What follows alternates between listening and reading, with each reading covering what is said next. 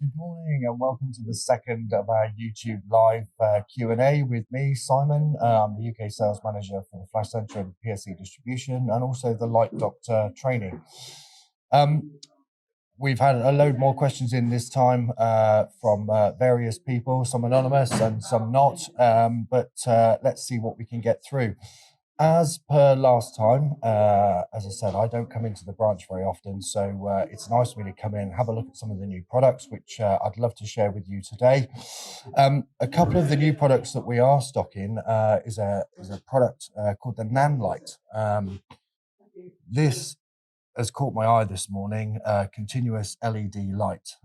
This is the Nanlite Forza 60. It's really, really light. It's lovely.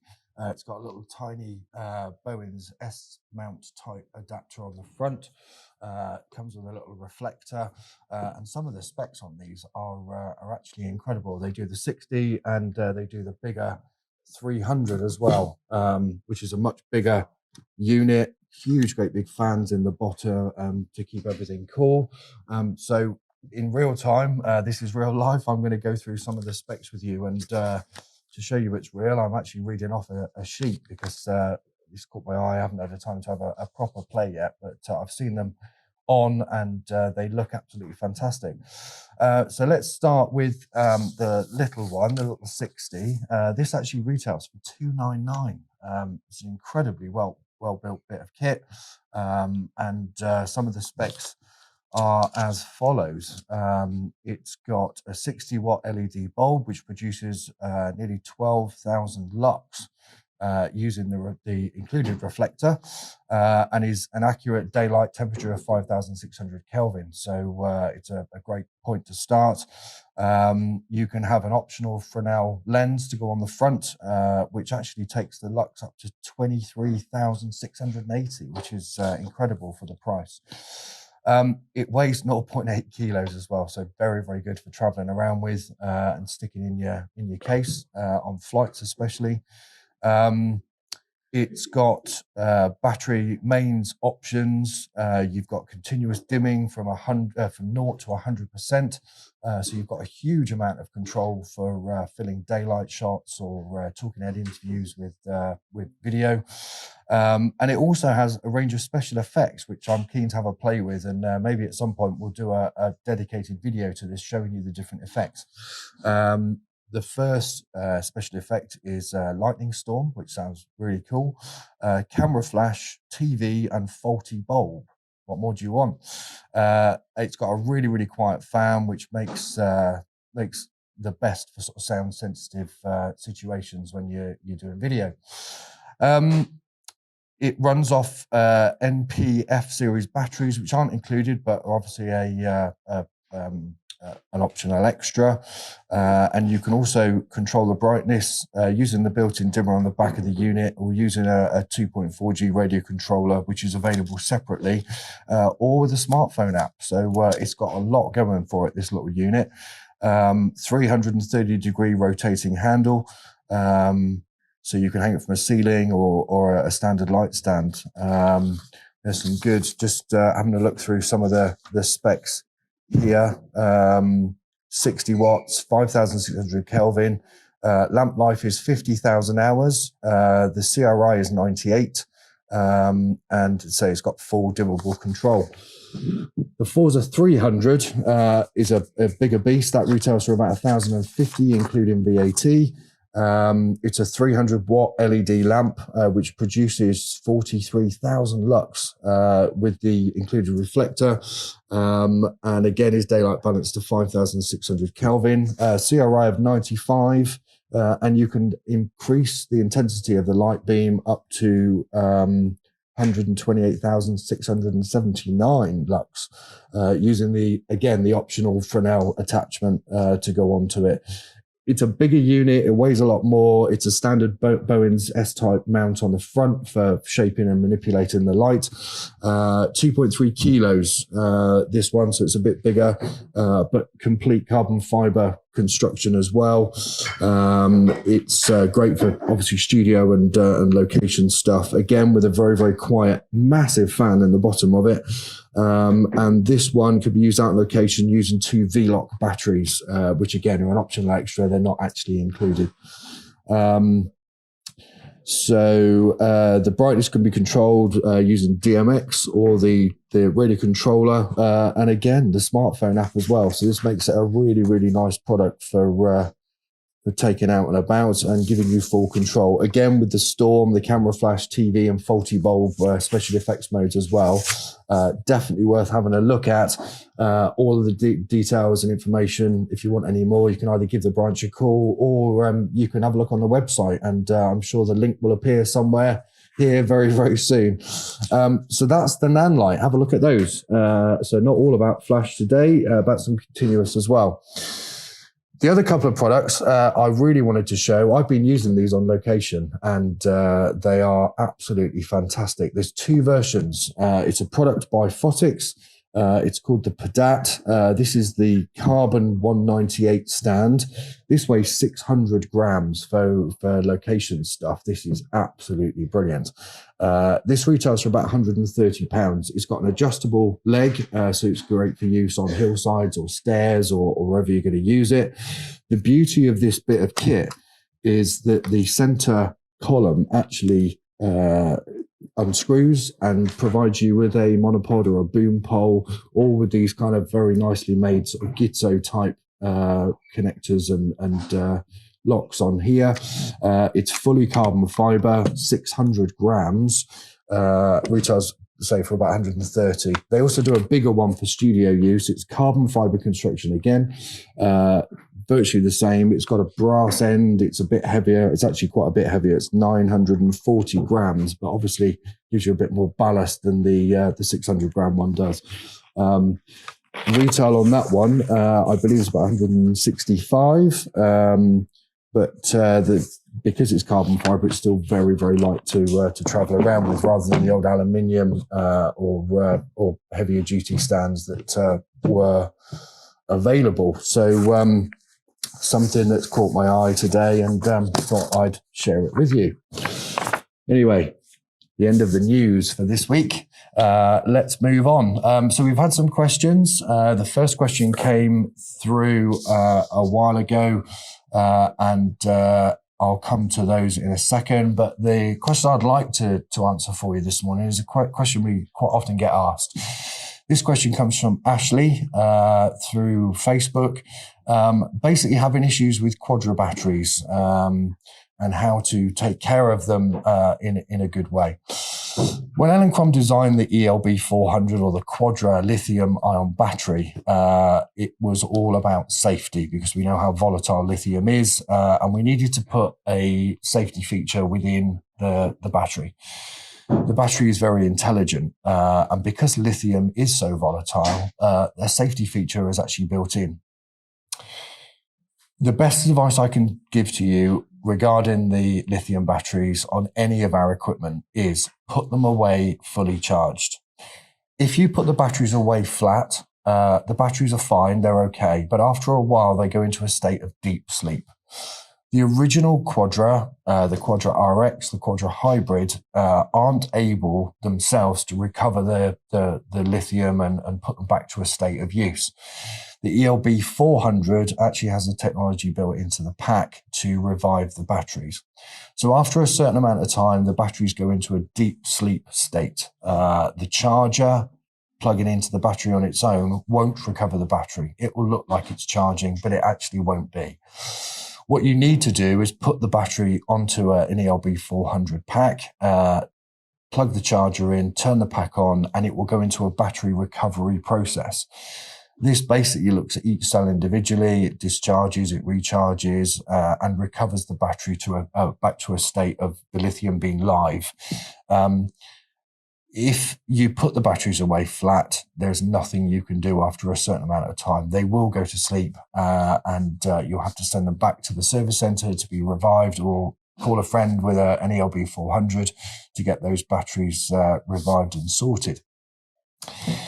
So, best bit of advice, Ashley, make sure, even if you've gone out for a day and shot 2 or 3, 4 shots, and you've taken some of the power out of the battery, just put them on charge again when you get home. Wait till they're fully charged, put them away, they're then ready for use. I always, as a bit of practice, before the shoot the following day, I put them on overnight, just on the charger, even if it's for 10, 15 minutes, just to ensure that they're actually fully charged. So I hope that helps. It gives you a bit of an insight into the technology that Elinchrom put into their batteries just to make them a safe medium. So I hope that that one helps.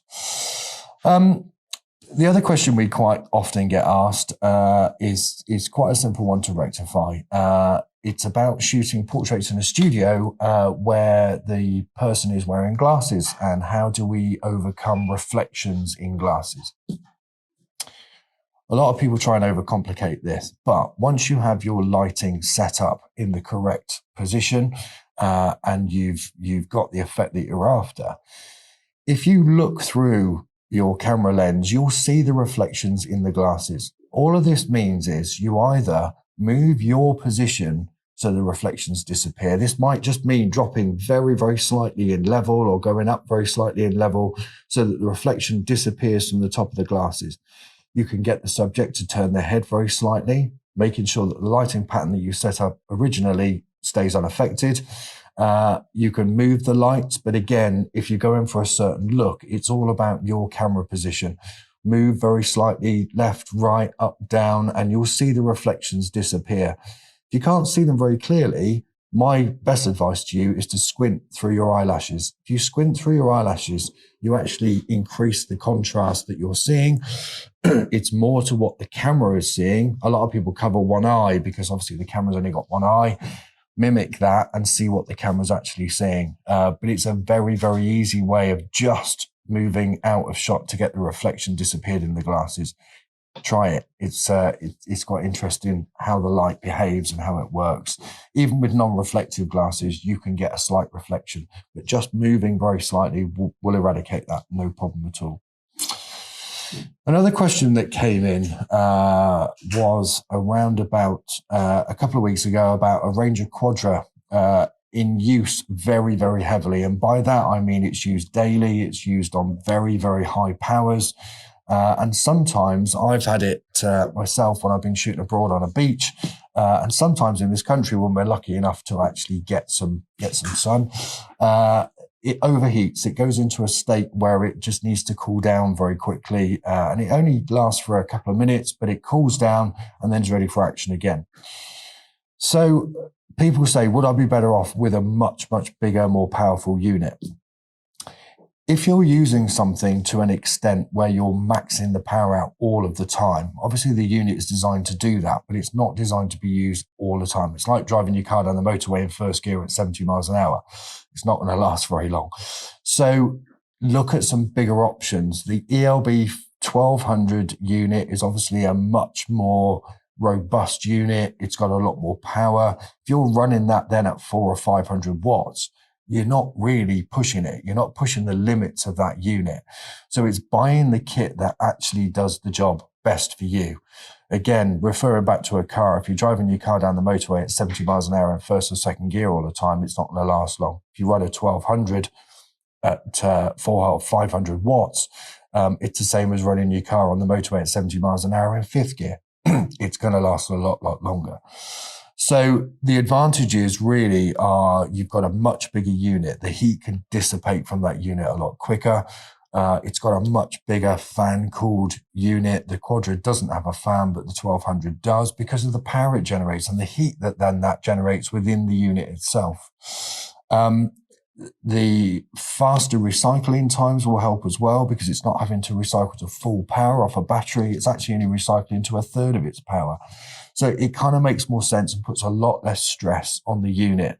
The head is a lot bigger. So if you're containing the head within a modifier, the heat then builds up. Tilting the head very slightly can allow the head to dissipate a lot quicker. It's keeping everything cool. With today's technology and LED modeling lamps built in, the heat is still there, but it's reduced somewhat from an old-fashioned halogen style bulb. Get some airflow around the unit, but as I say, with a 1200, I've never ever had one overheat because it's not really doing a lot. Even in bright midday sun abroad, you're never up at the 1200 end, even when you're shooting at high sync. A lot of the Quadras used to struggle abroad in the heat when we were shooting at high sync because we were up at the 400 watt end and we're asking a lot of the pack to recycle and shoot constantly. So it's a bit of common sense, really. It's running the unit within its limits and for what it was designed to do. So I hope that answers that question for you. And just have a look and take some advice. Don't just run out and buy the first thing you fancy. Look at the unit and how it's going to work for you in the style of photography and the workload that you're going to put through that unit, okay? I wouldn't suggest going out even a studio environment and buying a D-Lite 1 head if you're shooting 3,000 or 4,000 shots a day. It was never, ever designed to do that. It was designed to be sat there doing 500, 1,000 shots a day. And that's within its remit, even at full power. It's not going to let you down. Choice of equipment, very, very key to this. And as I say, if you don't know, please ask some advice. Give us a shout here, drop us a message. We're always happy to guide you into what the best equipment is for the job you're trying to do. The second one, we kind of touched on this last month. Shooting in a small space, I'm finding my lights are too powerful to shoot at low apertures. What can I do to get the aperture I want and have the shot correctly exposed? Again, this goes down the road of picking the gear that's going to do the right job for you. For many, many years, I've told a lot of people to go out and buy as much power as they could afford when we were shooting film. With digital, the sensors are so much more sensitive. Their ability to pull detail out of low light situations is a lot better than film ever was with the latitude we had with that. So there's a couple of tips and tricks you can do. If you've ended up with 500 watt lights and you're shooting in the back of your garage, but you want to shoot 2.8 or f4 apertures, we need to try and get the power down. Once we've hit the lowest power on the head and we've gone back as far as we can in terms of distance to the subject, we're stuck. So we think. We can either, if we've got a big white wall by the side of us, why not try firing the light into the wall to make that wall your light source? The reflected light coming back will act very similarly to a softbox, and then you don't have as much control. But that then drops the exposure down quite considerably, allowing you to shoot at wider apertures. Use a bigger modifier. If you've got the space, the diffusion of a bigger modifier will drop the exposure naturally. So you can get down maybe another stop or stop and a half if you're shooting with bigger diffused modifiers. ND filters. You can either put these on your camera, you can put them on the lights. We do big sort of sheets of ND gels that you can actually clip onto the front of the softbox or inside. Not going to affect the color temperature at all. It's a neutral density filter. So basically it drops the exposure of that unit directly down to give you that lower aperture setting. Try a lower ISO. A lot of people shoot at 200 ISO these days. Well, if you come down to 100 or 50 or the minimum your camera can do, again, you've saved yourself a couple of stops of light because the sensor isn't quite as sensitive. So if you don't have the budget to go out and buy a smaller powered head, there are ways and means of actually reducing that power down. I quite often use ND filters if I've got kit that I'm struggling with in terms of space. A lot of the newer units have a great power range. So take, for example, our ELC Pro HD units. They've got a 7-stop range. You know, we can go from 1,050 watts all the way down to 7 watt seconds. 7 watt seconds a foot away from your subject with a big modifier is going to allow you to shoot at apertures of 1.8, 2.8, f4, no problem at all. Again, choose the kit that's right for you to do the job. And if you're not sure, we're here to answer the questions. Just please ask. We have a lot of people go out and just buy 500 watt heads because that was always the norm. And then they phone us up and say, I just can't get an exposure in the back of my garage. No, you're not ever going to be able to without some of these tips and tricks that we're actually giving you today. The next question we get asked is, how do I make sure my images are correctly color balanced between shots to minimize post-processing? I'm quite lucky to shoot with the Elinchrom system because the color consistency and exposure consistency is actually bang on. I've used a lot of cheaper alternatives throughout my years of shooting in studio on location. When Elinchrom design ahead, they look at the consistency as a key feature. Even on the D-Lite 1, the benchmark for Kelvin shift between full and low power is about 100 Kelvin. If we look at an image that's been shot at 5,600 Kelvin and one at 5,500 Kelvin, the differences to our eye are very, very small. When you start looking at some of the cheaper products on the market that do the job very well, if you know their pitfalls, you can work around them to start with. The consistency that is built into the head will stop your post-production time rocketing through the roof. I know even with a little D-Lite 1 or an ELC Pro HD, I could do 50 shots on a white background, and every single shot, as long as I wait for the beep to go off, means it's fully recycled. Every image will look the same as the last time in terms of exposure and color consistency. When you look at some of the cheaper products on the market, the Kelvin shift between full and low power could be plus or minus 800 Kelvin. That's a huge amount, especially when you're shooting on a white background. So look at the quality of the equipment that you're buying, the quality of equipment you're using. We did a big case study with a big schools photographer who was spending a lot of time, money and effort on color balancing each and every shot. Putting some Elinchrom equipment into their hands actually reduced that by tenfold. Every shot was a bit of cleaning up, but the exposure and the color consistency was absolutely bang on. So use another few tips for you is make sure that your heads are very similar matched in power and output. That will give you the best possible case scenario.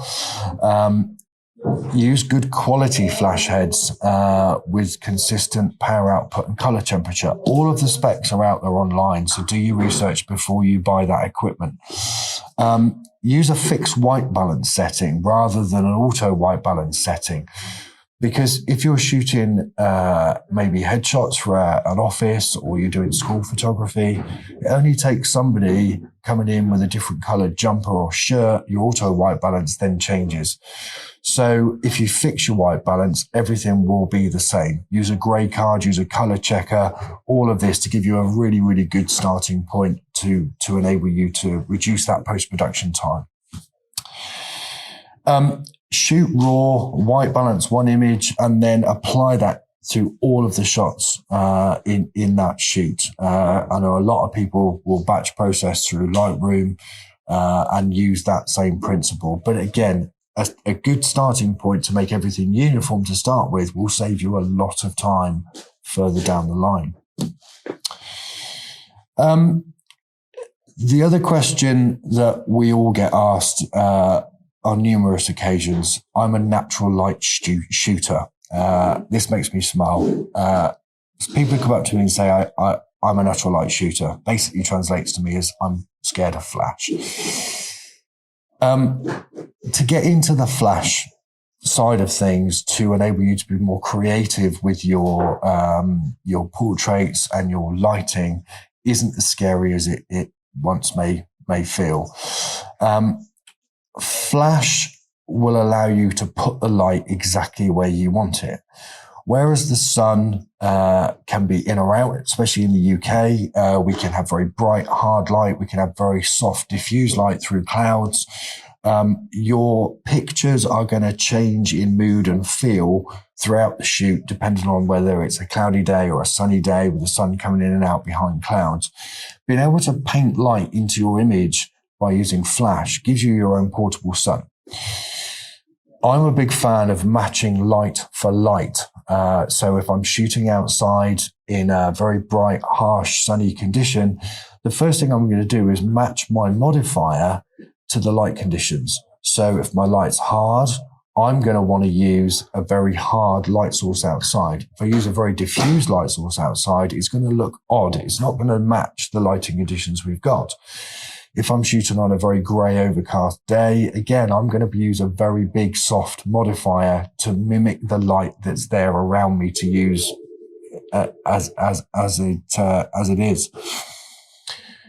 So playing with flash isn't as scary as it looks. We've all got a digital camera these days. We can all look at the back of the image. We can see the lighting effect we've got. We can see exactly where the flash is going. I don't encourage you to go out and just buy a flash unit and go off and do your first shoot. I'd expect you to go and practice with it first. But balancing daylight with flash outside is actually a lot simpler than it looks. We did a little video the other week about the ELB400. I was shooting on location on a beach. Again, I used quite a hard light source, 70 centimeter deep octo with the covers removed and a silver deflector inside to give me that hard specular light source that matched my environment. There's a little bit and tip on there about balancing the daylight with the flash and how to actually achieve that. So check that out on our YouTube channel. If you need any more, we can always answer this in a lot more detail next month. As we mentioned before, we're actually looking at doing some live shoots. If you'd like to see some live shoots with different modifiers and different lighting effects, let us know. This is all driven by you guys, so your questions are great. But if there's anything specific you'd love to see, please let us know, and we'll see what we can do. I've just been handed a piece of paper, which is always exciting. So Ashley again, thanks Ashley. I was at a wedding recently and using my ELB400 for wedding portraits. There was a magic mirror photo booth in the corner using the D light as the flash. Every time that went off, so did my ELB400 and vice versa. I changed the group, etc., but it still kept firing. How do I prevent this from happening? I'm sure it's something simple. This is a mistake that quite a lot of people make. When you put your ELB or your Quadra or any unit on as a default, normally the slave cell is on, which is an optical sensor. You can be on different frequencies and different groups, shooting right next door to another photographer. But if your slave cell is on, every single time it sees a flash fire from the other side of the room, it will trigger the pack. Annoying as it is, all you need to do is go into the slave cell, turn that off, and then your unit is segregated from everything else. Only your trigger on that frequency in that group will fire your unit. I hope that's answered your question. I hope that's right. The other little tip I can give you is LED bulbs in venues and in buildings flicker. You can't see it, but an LED will flicker. In the early days of LED lighting within buildings, I've been on shoots before with a colleague, and we've been pulling our hair out, wondering why the flash is just firing constantly. It's because the slave cell was on, and it's picking up the flicker from the LED light, and it's setting off my pack. We could overheat units very quickly because the pack was firing so fast and so erratically because of that LED light flickering in the background. Turn your slave cell off and use it as a default as off, because you can always turn it on if you want to fire it externally with speed lights or other studio flash that doesn't work on the Skyport platform. So just bear in mind, go through your settings, turn the slave cell off, and away we go. So there's some questions that have been asked this month. I'm just going to check before we start wrapping up that we've had no further questions through this morning. I think we're all good. So thanks again for joining us. If you've got any ideas, please ask us. Any questions, anything you'd like to see us do. We're going to be doing some nice sort of unboxing videos over the coming weeks as well. So there'll be some new products that I get to play with now I'm in the branch for a couple of days. Don't forget, we also run our studio lighting courses here in the London branch. We also do Birmingham and Leeds branches as well. If there's anything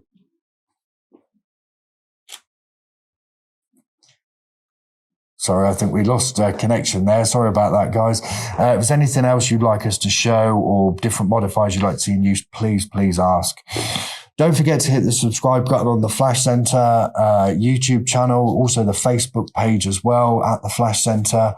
And please give us a like on Instagram, give us a follow. The Light Doctor, which is my training side of my life, is also Instagram at Light Doctor Training for some tips, tricks, and things that we'll start building on over the coming weeks. But again, keep in touch. Let us know what you want to see, and we'll see what we can do. Thank you very much for watching, and we'll see you again next month. Cheers.